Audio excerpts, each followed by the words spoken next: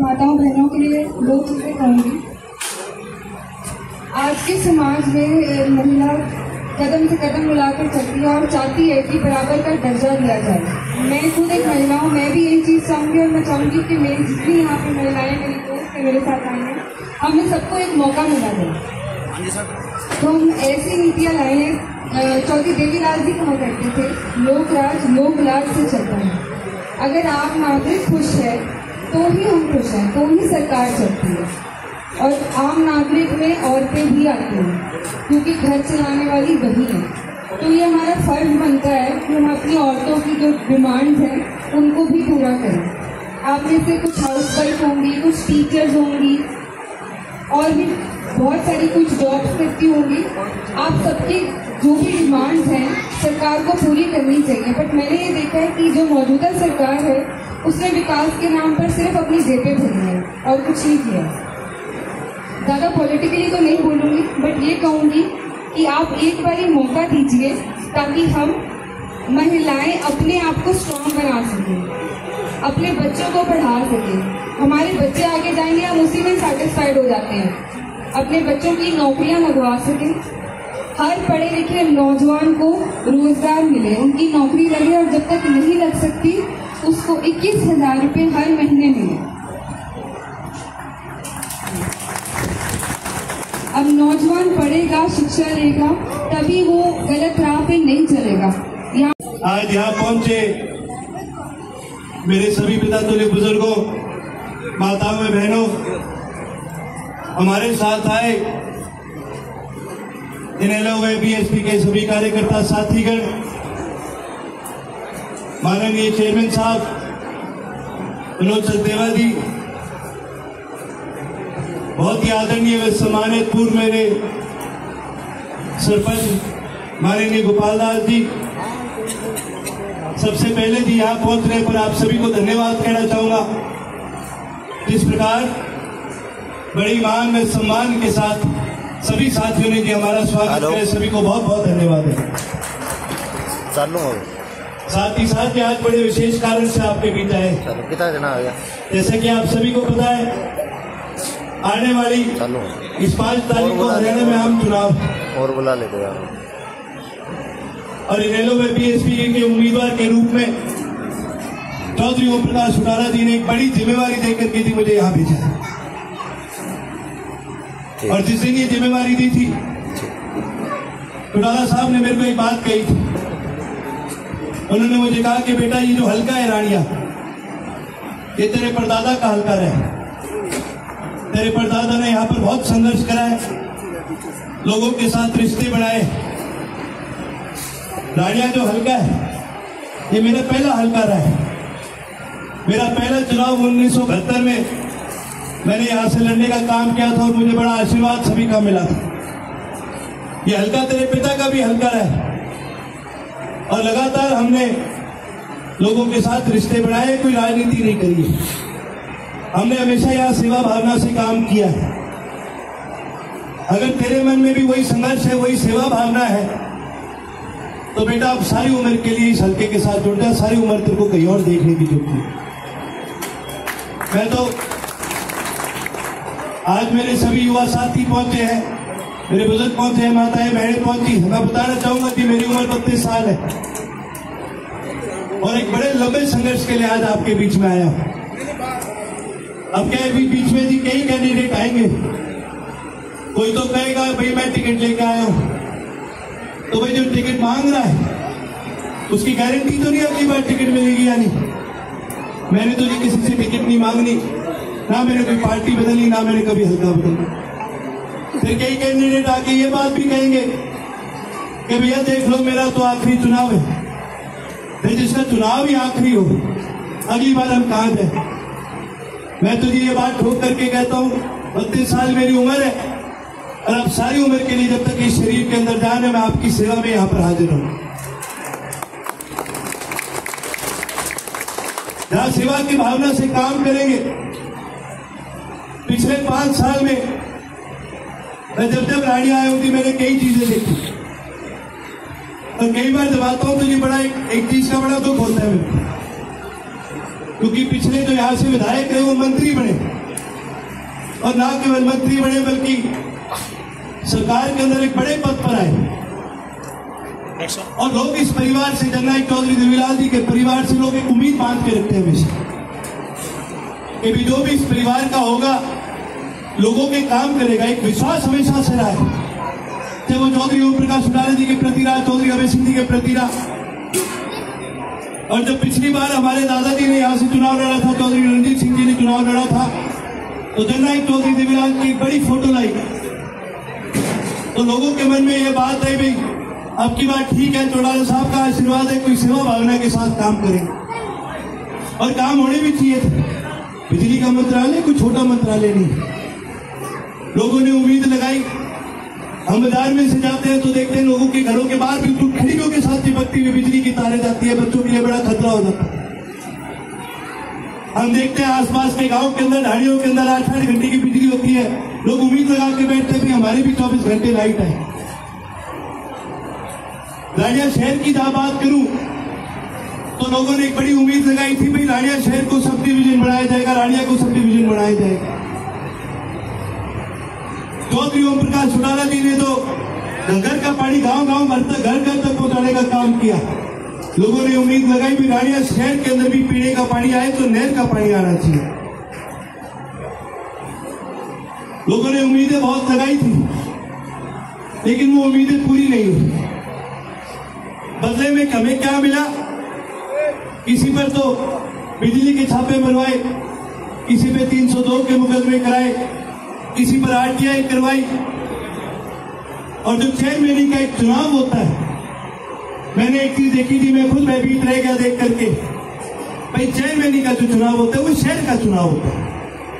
इसमें शहर के हर आदमी का अपना अधिकार होता है कि भाई वो अपने शहर का विकास किसके हाथों करवाए। लेकिन जिस प्रकार से मनोज बाबा जी की खिलाफत करी गई, एक चेयरमैन के चुनाव को सरपंची का चुनाव बना दिया गया, पूरी तरह से खिलाफत करी गई। चुनाव तो सारे होते हैं जी, हार जीत भी सबकी होती है। अब अगर कोई हारेगा कोई जीतेगा भी, दायित्व तो हमारा ये बनता है कि जन सेवा करें।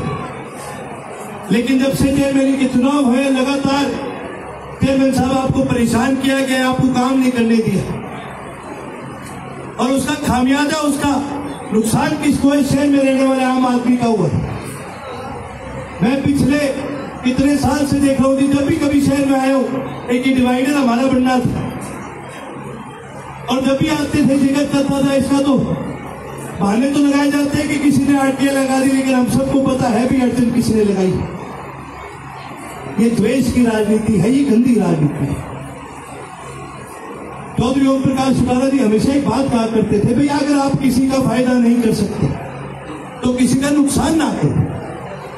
चौधरी ओम प्रकाश चौटाला जी इस प्रदेश के मुख्यमंत्री रहे, 5 बार उन्होंने इस प्रदेश की बागडोर संभाली, और लगातार उन्होंने जन सेवा करी। और जब कहीं पर भी किसी की मदद करा करते थे, कि सड़क बनती थी, गलियां बनती थी, लोगों के काम होते थे, तो बहुत लोग होते थे वो राजनीति करने आ जाते थे। वो कहते थे चौटाला साहब को कि जी आपने गलत आदमी का काम कर दिया, फलाना आदमी कांग्रेस का है, फलाना आदमी बीजेपी का है।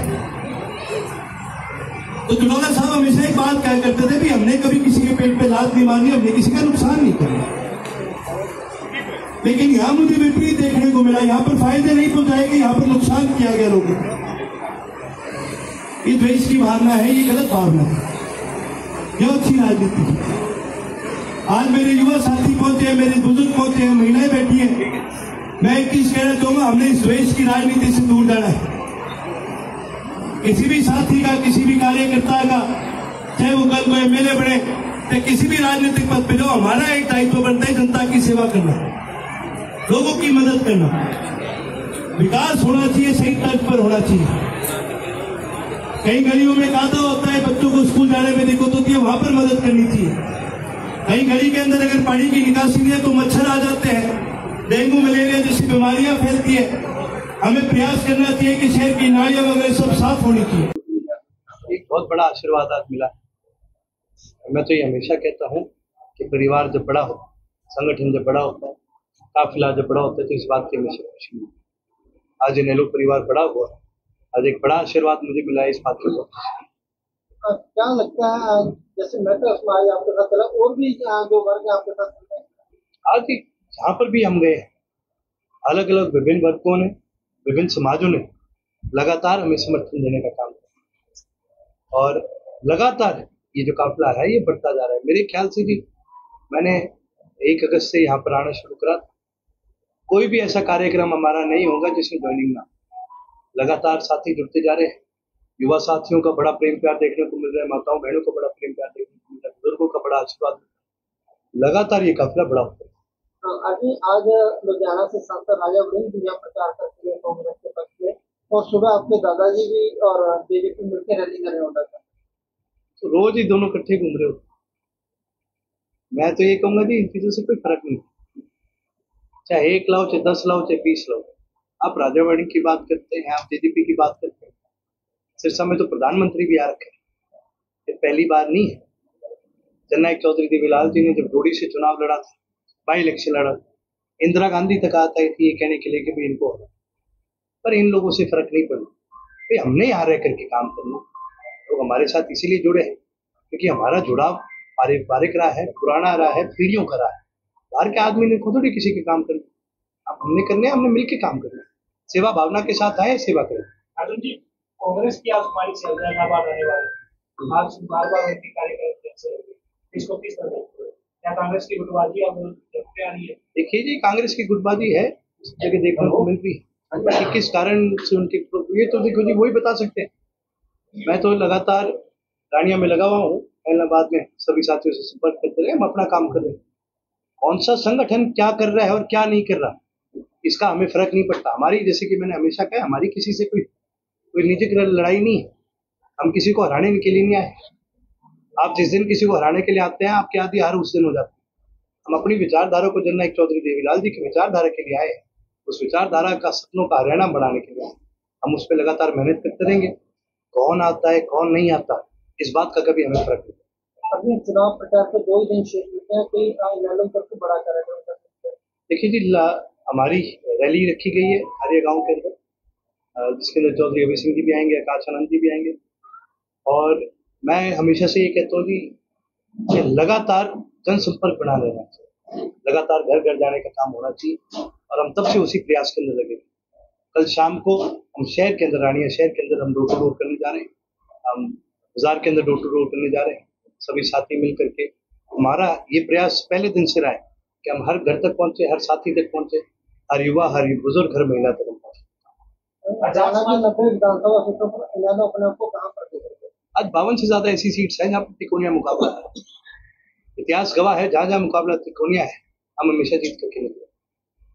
अर्जुन जी, आजाद समाज पार्टी के अभिमानी के लोग हैं जो चौधरी रणजीत सिंह का विरोध कर रहे हैं। देखिए जी, चौधरी रणजीत सिंह जी का विरोध होना बड़ा लाजमी है। उन्होंने जहाँ कहीं पर, देखो जी, एक मंत्री होना कोई छोटी चीज नहीं होती, मंत्री का एक बहुत बड़ा पौधा होता है, पर उन्होंने छोटी राजनीति करी, उन्होंने थाने तहसील की राजनीति करी, किसी का काम रुकवा देना, किसी की जमीन पे कब्जा करवा देना, किसी का बनता काम रोक देना, किसी पे बिजली का छापा मरवा देना, किसी पे 302, 307 के मुकदमे कर देना। लेकिन ये गंदी राजनीति, आज उसका खामियाजा उनको भुगतना पड़ रहा है, तो उनके साथ इसीलिए नहीं लगता। और रही बात आजाद समाज पार्टी की, तो जी इनका रानिया का तो सारा संगठन आज हमारे साथ जुड़ चुका है। एक बड़ी लाजमी सी बात है, ये युवा साथी, और हमारी लड़ाई कोई, जैसे कि मैंने कहा, हमारी कभी किसी से पर्सनल लड़ाई नहीं। हम यहाँ जीतने के लिए आए हैं, जनसेवा के लिए आए हैं। हम जनसेवा के लिए में विश्वास रखते हैं, उसी विश्वास के चलते आज लगातार साथी हमारे साथ जुड़ने लगे। अर्जुन जी, आप लंबे समय से प्रचार में जुटे हुए हैं और प्रचार की 2 ही दिन बाकी हैं, तो आप अपना मुकाबला किससे मानते हैं? मुकाबला किसी से नहीं, जैसे कि मैंने कहा, मेरी कोई किसी से दुश्मनी थोड़ी है तो किसी से मुकाबला करने के लिए। हम रानिया के लिए आए, अपने कार्यकर्ताओं के लिए, रानिया की आम जनता के लिए। मेरा मुकाबला है जो लोग, उनके जिन लोगों ने पिछले 5 साल में, 10 साल में, 20 साल में रानिया को पीछे ले जाने का। मेरी लड़ाई आज केवल और केवल विकास की लड़ाई है। हम इलाके के अंदर विकास लाना चाहते हैं, चिकित्सा लाना चाहते हैं। हमारी लड़ाई चिट्टे से है, हमारी लड़ाई असामाजिक तत्वों से है, और उनके खिलाफ हम पूर्ण रूप से पूरा लड़ेंगे।